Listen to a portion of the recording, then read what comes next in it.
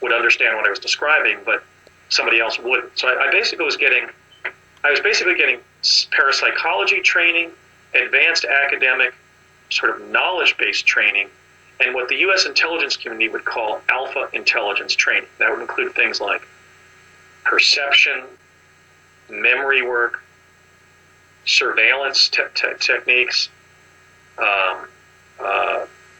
communication, self-defense, and so forth. I received the kind of boot camp type training you would give to somebody after they were hired by the CIA, short of jumping out of a plane. We didn't jump out of a plane, but we jumped in one of those parachute setups that they train paratroopers on.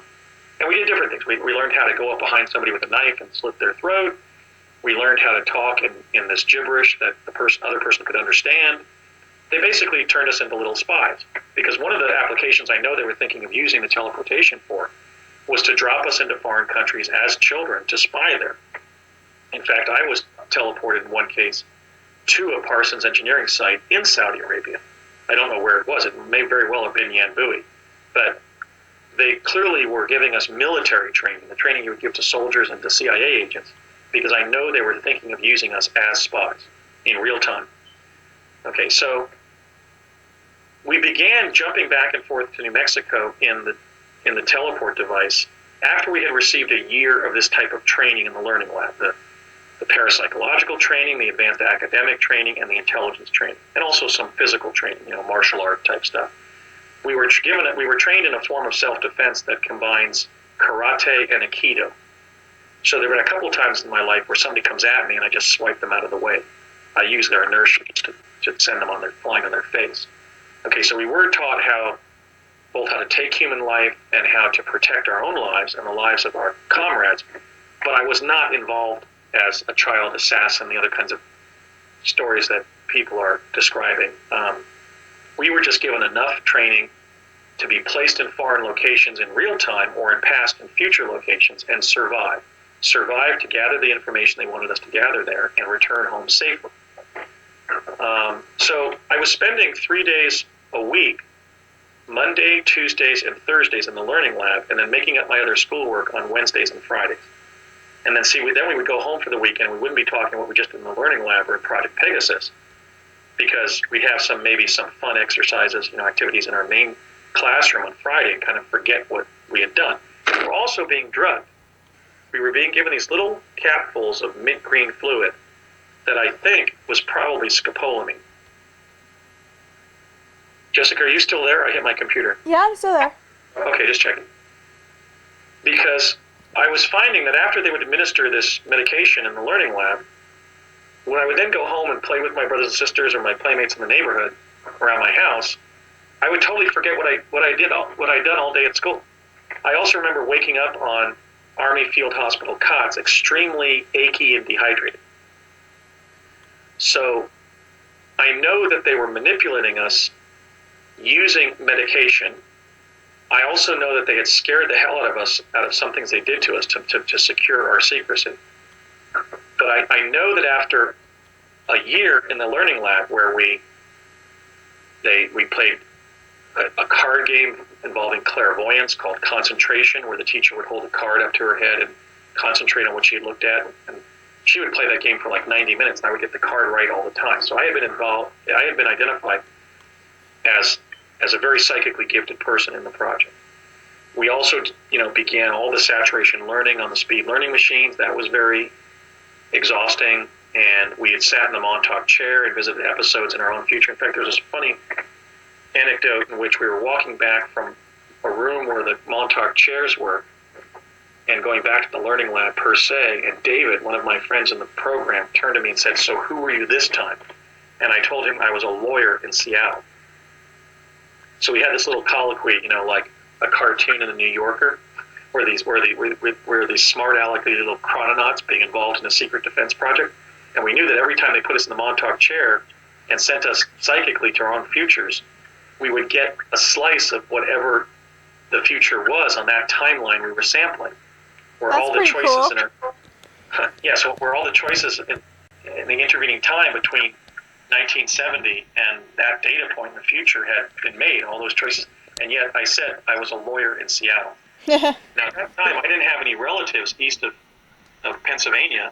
West of Pennsylvania, except my Uncle Ed, who was living in California at the time. And there were no lawyers on either side of my family. I had no enculturation in the law. So it was very odd that I did end up, in fact, a lawyer admitted to practice in Washington State. I'm not living in Seattle, but I may in the future. So we did a lot of the laboratory, learning lab experiences in 69, 70. That was my third grade year. And some of the kids who were performing at too low of a level, either psychically or in terms of observing things and then reporting back what they had seen, were simply asked to leave the learning lab and return to their homerooms. But I was retained, and after the learning lab ended, after that first year, all we had really done that was non-ordinary is we had multiple trips to our own futures in the Montauk chair, and we had been spun to induce out-of-body experiences. And I remember leaving my body and going up to this environment where there were two planes of information soaring past each other in different directions. And I was flying along towards the vista of the horizon. And I could perceive that there was some kind of non-linear fourth-dimensional framework around the three-dimensional reality I found myself in.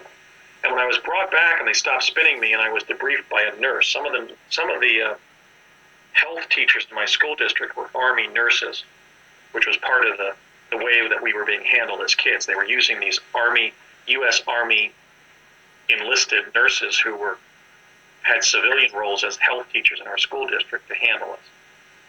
And this particular health teacher asked me, she was from the local middle school, said, "So what do you see this time?" And I described what I saw, and she said, "Yes, many people are reporting that. We think it's the framework or the machine that's generating the hologram that we're living in. We're calling it the Matrix." What did you tell her you saw? I told her that I left my body, and I saw, when you go out of body, when you're being spun like that, initially you feel like you're falling. And then you dissociate and you find yourself wafting out of your body, and you're actually looking at your body like you are during NDE. And you go up, and I saw myself go, I perceived going through the roof of the school and up into space, and then somewhere up in the sky, I found myself accessing this higher dimensional reality where this machine was processing information that was moving on two different planes simultaneously, in front of me and behind me. And I was soaring towards the event horizon where these two planes of information were interacting. But as I looked around spiritually, I kind of, tried to perceive what I was in. I saw that it was a machine that was generating a hologram of what we're in. In other words, there was a physical infrastructure beyond which I couldn't soar. And when I described that physical limit or infrastructure to her, she said, "Yes, we think it's the boundary of our existence. It's the device that's generating the hologram in which we exist." Wow. And she said, "We're calling that infrastructure, that framework of our holographic reality, the Matrix." Wow. So that was 30 years before the movie, the trilogy of feature films around the theme of a matrix around our reality. But that's in fact what I had seen, and that's what I told him. And so beginning, after the first year concluded, as I said, we hadn't done very many non-ordinary activities. In fact, most of the first year was focused on the learning machines and on our psychic performance and on some of this intelligence training. But we were told to come back for summer school after the 1970 spring semester.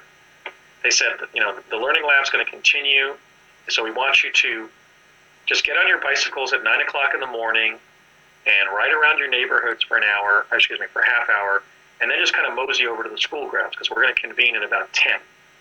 And so we had these summer courses from about 10 a.m. to 1 or 1:30 p.m. And there was no air conditioning at my school, and this was summer in New Jersey, so it was hot and humid. It was just stifling in the room that we were in. But what they did during that summer of 1970 is they introduced us to two devices that we would be interacting with in the project. Namely, the teleport device that was at Curtis Wright,